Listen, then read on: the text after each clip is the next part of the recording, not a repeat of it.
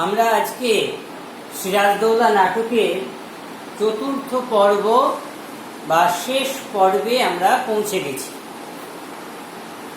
আজকে নাটকের আলোচনা আমরা শেষ করব, আর কিছু প্রশ্ন আমরা এখানে উপস্থিত করব, কি ধরনের প্রশ্ন পরীক্ষায় আসতে পারে, আর তার অল্প দু একটার কি ধরনের মডেল উত্তর হতে পারে, এই আলোচনা করে আমরা নাটকের ক্লাস শেষ করব। আগের দিন অর্থাৎ তৃতীয় পর্বে আমাদের পড়া শেষ হয়েছিল, পাঠ শেষ হয়েছিল। সেইখান থেকে খুব গুরুত্বপূর্ণ জায়গা যেখানে সিরাজ তার সভাসদদের কাছে উদাত্ত কণ্ঠে আহ্বান জানাচ্ছেন বাংলার এই ঘোর বিপর্যয়ের সময় হিন্দু মুসলমান সবাইকে এক হয়ে বাংলার পাশে এসে দাঁড়াতে। আমরা ঠিক সেই জায়গা থেকে আমরা পড়া শুরু করছি। বাংলার ভাগ্যাকাশে আজ দুর্যোগের ঘনঘটা, তার শ্যামল প্রান্তরে আজ রক্তের আলপনা, জাতির সৌভাগ্য সূর্য আজ অস্তাচলগামী। শুধু সুপ্ত সন্তান শিয়রের উদ্যমানা জননী নিশা অবসানের অপেক্ষায় প্রহর গণনায় রত। কে তাকে আশা দেবে, কে তাকে ভরসা দেবে, কে শোনাবে জীবন দিয়েও রোধ করব মরণের অভিযান। এইভাবে কাব্যিক ভাষায় তিনি সভাসদদের কাছে আবেদন করছিলেন যে বাংলা মায়ের পাশে এসে যাতে সকলে দাঁড়ায়। এটি কৌশল না সিরাজের অন্ধ আবেগ? আমরা সেই আলোচনায় যাব না। যদি কৌশল হয়, আমরা সকলেই জানি এটা ঐতিহাসিক নাটক এবং এই ঘটনার পরিণতি কি ঘটেছিল তাও আমরা জানি। কিন্তু আপাতত আমরা নাটকে দেখব যে সিরাজের এই আহ্বানের পর কিন্তু তার আহ্বানে সাড়া দিয়ে উপস্থিত হচ্ছেন, তার পাশে এসে দাঁড়াচ্ছেন মীর জাফর। সেটাও হয়তো তাদের অভিসন্ধি বা কৌশল। মীর জাফর: জাহাপনা নবাব সিরাজ, আপনি? হ্যাঁ, আপনি সিপাহসালার, আপনি তা পারেন। মীর জাফর: আমি শপথ করছি জাহাপনা, আজ থেকে সর্বসময় সর্বক্ষেত্রে আপনার সহায়তা করব। মোহনলাল: আমিও শপথ করছি সিপাহসালারের সকল নির্দেশ মাথা পেতে নেব। যাদের নিজেদের মধ্যে বচসা দানা বেঁধে উঠছিল, ঝগড়া দানা বেঁধে উঠছিল, মোহনলাল সেও তার ঊর্ধ্বতন কর্তৃপক্ষ তার সিপাহসালের সমস্ত নির্দেশ মাথা পেতে নেবেন, সেই প্রতিশ্রুতি দিচ্ছে। মীর মদন: তার আদেশে হাসি মুখে মৃত্যুকে বরণ করব। সিরাজ: আমি আজ ধন্য, আমি ধন্য। গোলাম হোসেন: জনাব, পলাশির কথা আমাকে স্মরণ করিয়ে দিতে বলেছিলেন। সিরাজ: হ্যাঁ, পলাশি। সিপাহসালার পলাশি প্রান্তরে আমাদের সৈন্য সমাবেশ করতে হবে। ক্লাইভের নেতৃত্বে কোম্পানির ফৌজ সেই পথে এগিয়ে আসছে।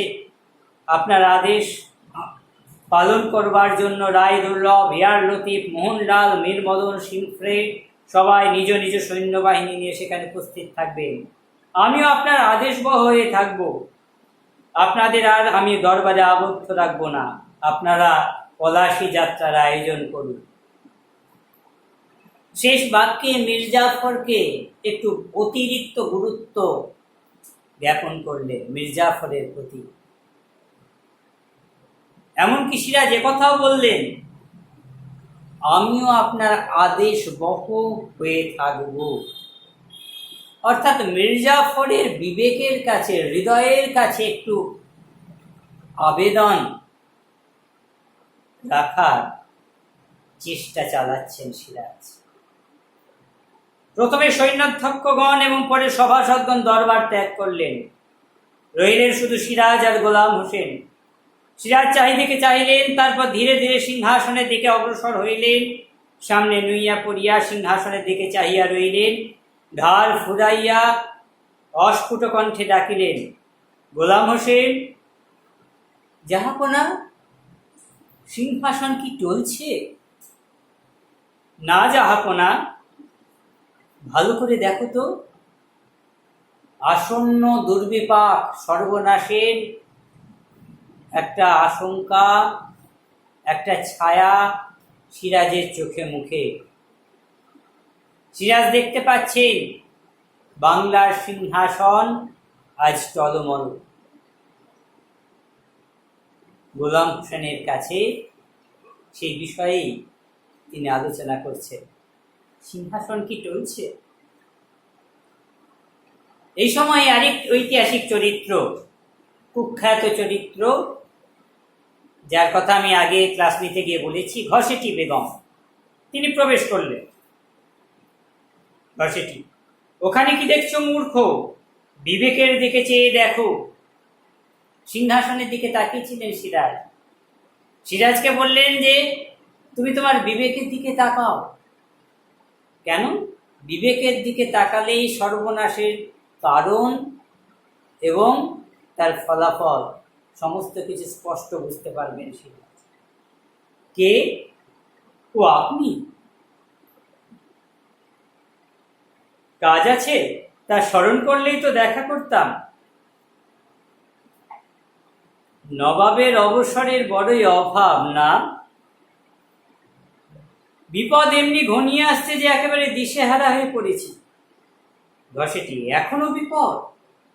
ঘসেটি বেগম তোমার বন্দী, শওকত জং রণক্ষেত্র নিহত, প্রতিদ্বন্দ্বী আর কোথাও নেই, এখনো বিপদের ভয়।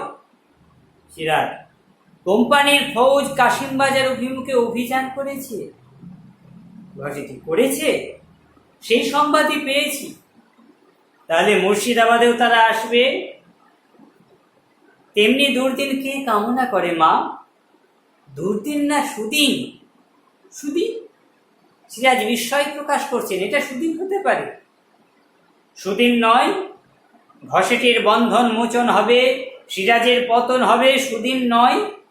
আমরা জানি ঘসেটি গৃহবন্দী ছিলেন সিরাজের কাছে। আপনি বুঝতে পারছেন না আপনি কি বলছেন? ঘসেটি, বেশ বুঝতে পারছি। অন্তরে যে কথা দিন রাত গুমড়ে গুমড়ে মরছে, তাই আজ ভাষায় প্রকাশ করছি। মাসিকে তুমি গৃহহারা করেছো, মাসির সর্বস্ব লুটে নিয়েছো, মাসিকে দাসী করে রেখেছো। মাসি তা ভুলবে? অকারণে অভাগাকে আর তিরস্কার করবেন না, সিরাজ বলছে। অকারণে নয় কি? ঘসেটি, মতিঝিল কে অধিকার করেছে? আমার সঞ্চিত সম্পদ কে হস্তগত করেছে? কে আমার পালিত পুত্রকে সিংহাসন থেকে দূরে রেখেছ? তুমি নও দস্যু? মতিঝিল আপনারই রয়েছে মা। তাহলে সেখানে যাওয়ার অধিকার কেন আমার নেই? রাজনীতির কারণে। তোমার রাজনীতির সঙ্গে আমার সম্বন্ধ? আমার রাজ্য নাই, তাই আমার কাছে রাজনীতিও নাই, আছে শুধু প্রতিহিংসা। এই প্রতিহিংসা যে আমার পূর্ণ হবে সেই দিন, যেদিন তোমার এই প্রাসাদ ওপরে অধিকার করবে, তোমাকে ওই সিংহাসন থেকে ঠেলে ফেলে শওকত জংয়ের মতো কেউ যেদিন তোমাকে প্রচন্ড প্রতিহিংসার পরায়ণ হয়ে, আবেগ তাড়িত হয়ে, গল গল করে ভেতরে তার যন্ত্রণা, তার কথা বেরিয়ে আসছিল। শওকত জংকে যেভাবে হত্যা করেছে, সিরাজেরও সেরকম মৃত্যু কামনা করছিলেন তারই মাসি ঘসেটি বেগম। সিরাজের স্ত্রী ছুটে ফিরিয়ে আসলেন সেই সময়। লুৎফুন্নেসা, লুৎফা ছুটে আসলেন। মা, মা, তোমার মুখের ও কথা শেষ করো না মা। নবাব মহিষী? নবাব মহিষী নই মা, তোমার কন্যা। নবাব মহিষী নও? আজ ভাবছ খুবই বিনয় করলে, কিন্তু দুদিন বাদে ওই কথাই সত্য হবে। এই আমার মতো জীবন যাপন করতে হবে, অর্থাৎ বন্দির জীবন যাপন করতে হবে লুৎফাকে। নবাব লুৎফা সম্বন্ধে যে ভবিষ্যতের যে চিত্র কামনা করছেন, যে ভয়ঙ্কর ছবি আঁকছেন ঘসেটি, নবাবের কাছে তিনি অভিযোগ জানাচ্ছেন। নবাব ঘসেটি এই অভিযোগকে ব্যঙ্গ করছেন। নবাব মহিষী বাদীর বিরুদ্ধে অভিযোগ করছে, নবাব বাদীকে দণ্ড দিয়ে মহিষীকে খুশি করুক। লুৎফা, জাহাপনা ওকে ওর প্রাসাদে ফিরে যেতে দিন। দেবো লুৎফা, সময় এলেই পাঠিয়ে দেব। এখনো আশা, সময় আসবে, ঘসেটি বলছে। অমন করে অমন ও কথা বলো না মা, বুক আমার কেঁপে ওঠে। তোমার বুক কেঁপে ওঠে, আর আমার বুক যে জ্বলে পুড়ে খাক হয়ে যাচ্ছে, তাকে তোমরা বুঝেছো না কখনো বুঝতে চেয়েছো? অনাথা বিধবা আমি, নিজের গৃহে দুঃখকে সাথী করে পড়েছিলাম। অত্যাচারের প্রতিকারে অক্ষম হয়ে ডুকরে কেঁদে সান্ত্বনা পেতাম। তোমরা তাতেও বাদ সাধলে, ছল করে ধরে এনে পাপ পুরীতে বন্দিনী করে রাখলে। তোমাদের আমি ক্ষমা করব? আর আমরাই বুঝি ক্ষমা করব বিদ্রোহিনীকে? এবার সিরাজ ক্রুদ্ধ হয়ে উঠেছে তার মাসিকে। মায়ের মতো সম্মান দিয়ে মায়ের বোনকে মায়ের পাশেই বসিয়ে রাখতে চেয়েছিলাম, তোমার তা ভালো লাগছে না। আজ ভয় হচ্ছে শেষটাই না বাধ্য হয়ে তোমাকে বন্দিনীর মতো কারাগারে স্থান দিতে হয়। লুৎফা, নবাব, জাহাপনা। সিরাজ, ঘরে বাইরে প্রতিনিয়ত এই বাক্য জ্বালা আমি আর সইতে পারি না লুৎফা। এমন কোনো অপরাধ আমি করিনি যার জন্য সকলের কাছে সব সময়ে অপরাধীর মতো আমাকে করজোড়ে থাকতে হবে। দু হাতে মাথা চাপিয়া ধরিল। ঘসেটি, অপরকে বঞ্চিত করে যে সিংহাসন পেয়েছ, সে সিংহাসন তোমাকে শান্তি দেবে ভেবেছ? সিরাজ, আমি জানি কেমন করে ওদের কণ্ঠ রোধ করা যায়, কেমন করে স্পর্ধায় উন্নত ওদের শির আমার পায়ের তলায় নুইয়ে দেওয়া যায়। শুধু আমার মুখের একটি কথা, চোখের একটি ইঙ্গিত সাপেক্ষ। আমি তাও পারি না। শুধু আমি কঠোর নই বলে, পারি না শুধু পরের ব্যথায় আমার প্রাণ কেঁদে ওঠে। এখানে সিরাজের ভেতরের যে হৃদয়ের যে কোমল অংশ, তার একটা ছবি ফুটে উঠেছে। সিরাজ নিজেই নিজের কথা বলছে যে তার বিরুদ্ধে এই ভয়ঙ্কর ষড়যন্ত্র, তার বিরুদ্ধে অভিযোগ, তাকে দোষারোপ, এই সমস্ত কিছুকে স্তব্ধ করে দিতে পারেন তিনি নবাব, তার সে ক্ষমতা রয়েছে। কিন্তু কেন তিনি করেন না? তার কারণ তিনি কঠোর নন। পরের ব্যথায় তার প্রাণ কেঁদে ওঠে। ক্ষোভে দুঃখে সিরাজ প্রায় কাঁদিয়া ফেলিলেন। লুৎফা তাহার কাছে গিয়া বলিলেন, নবাব, জাহাপনা, আপনার চোখে জল, আমি যে সইতে পারি না। ঘসেটি, আজকাল এই কান্না শুধু বিলাস, কিন্তু এই কান্নায় বিরাম নেই। চোখের জলে নবাব পথ দেখতে পাবেন না। বেগমকে আজীবন আমার মতো কেঁদে কাটাতে হবে। আমি না কেঁদে কেঁদে অন্ধ হবে। পলাশির প্রান্তরে কোলাহল ছাপিয়ে উঠবে ক্রন্দন রোল।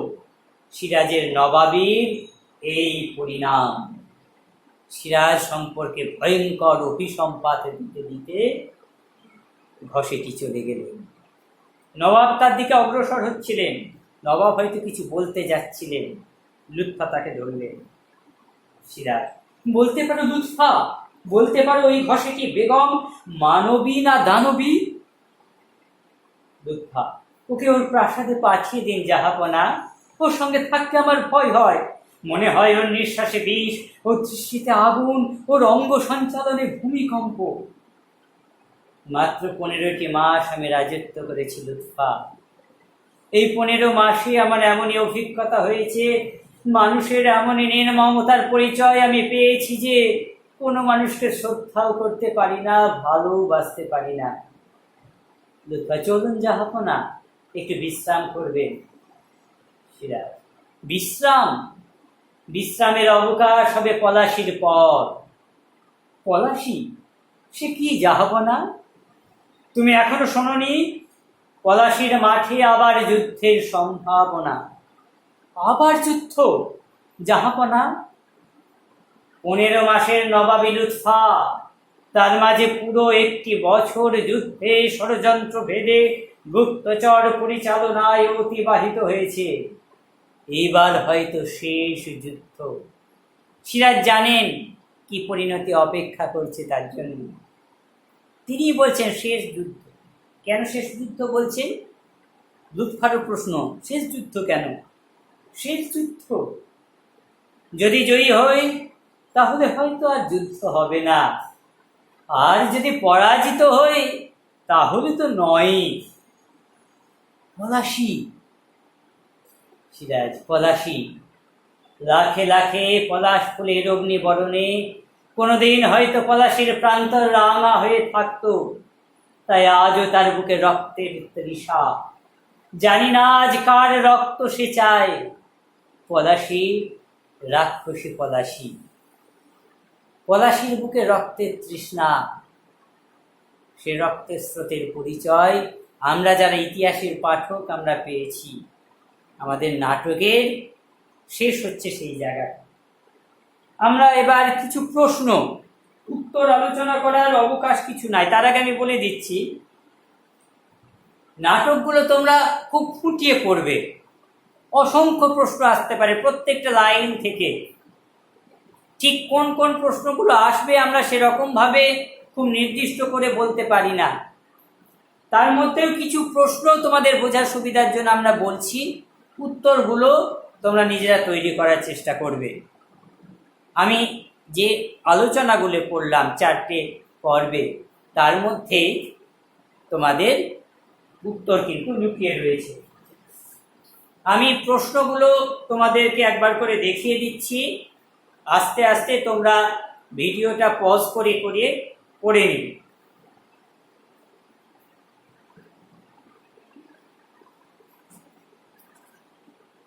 প্রথম প্রশ্ন দেখো, কিন্তু ভদ্রতার অযোগ্য তোমরা, কাদের সম্পর্কে এই মন্তব্য? এই মন্তব্যের কারণ কি? 2, এই ভীতি প্রদর্শনের অর্থ কি?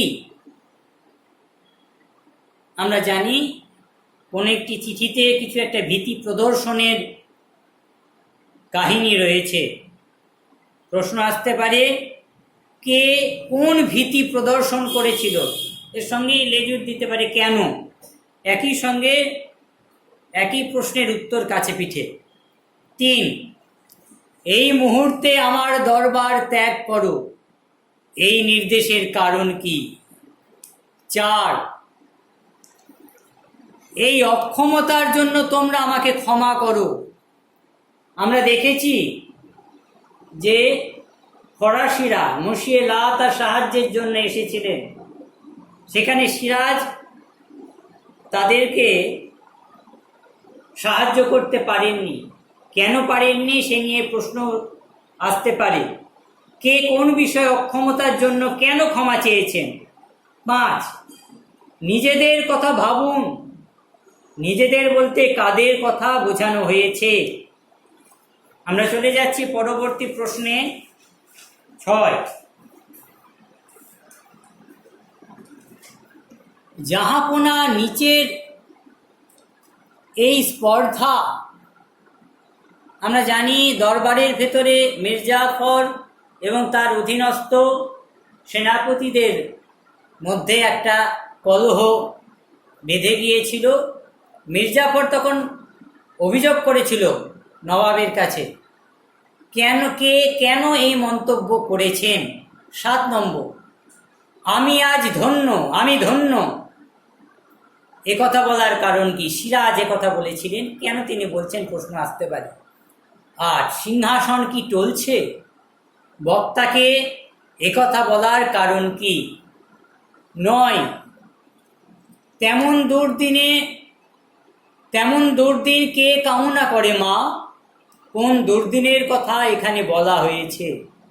10, বাদীকে দণ্ড দিয়ে মহিষীকে খুশি করুন। ঘসেটির বক্তব্য ছিল বিদ্রূপ, ব্যঙ্গ প্রকাশিত হয়েছে এই বক্তব্যে। কে কেন এই কথা বলেছেন? 11, এইবার হয়তো শেষ যুদ্ধ। শেষ যুদ্ধ বলার কারণ কি? আমি আবার বলছি, এই ছোট ছোট প্রশ্নগুলোর সঙ্গে আরো অজস্র প্রশ্ন আসতে পারে, তোমরা প্রত্যেকটা লাইন ফুটিয়ে পড়বে। কিছু বড় প্রশ্ন রয়েছে, আমি তার মধ্যে কিছু পড়ে দিচ্ছি।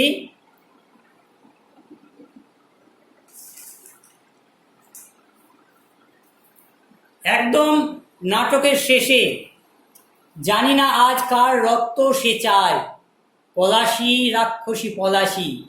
কে কেন এই কথা বলেছেন? 2, বলতে পারো ওই ঘসেটি বেগম মানবী না দানবী? এই মন্তব্যের আলোকে ঘসেটি বেগমের চরিত্র বিশ্লেষণ করো। 3, এগুলো বড় প্রশ্ন চলছে। বাংলা শুধু হিন্দুর নয়, বাংলা শুধু মুসলমানের নয়, মিলিত হিন্দু মুসলমানের মাতৃভূমি গুলবাগ এই বাংলা। কাদের উদ্দেশ্যে কেন এই বক্তব্য? এই বক্তব্যের আলোকে বক্তার চরিত্র বিশ্লেষণ করো। অর্থাৎ সিরাজ তিনি যে বক্তব্য উপস্থিত করেছেন, সেই বক্তব্যের আলোকে সিরাজের চরিত্র বিশ্লেষণ করো। এই ধরনের বড় প্রশ্ন পরীক্ষায় আসতে পারে। আমরা নাটকের আলোচনা এখানেই শেষ করব। আবার দেখা হবে পরবর্তী ক্লাসে, পরবর্তী কোনো গল্প বা কবিতার পাঠ নিয়ে। আজকের মতো এখানেই শেষ।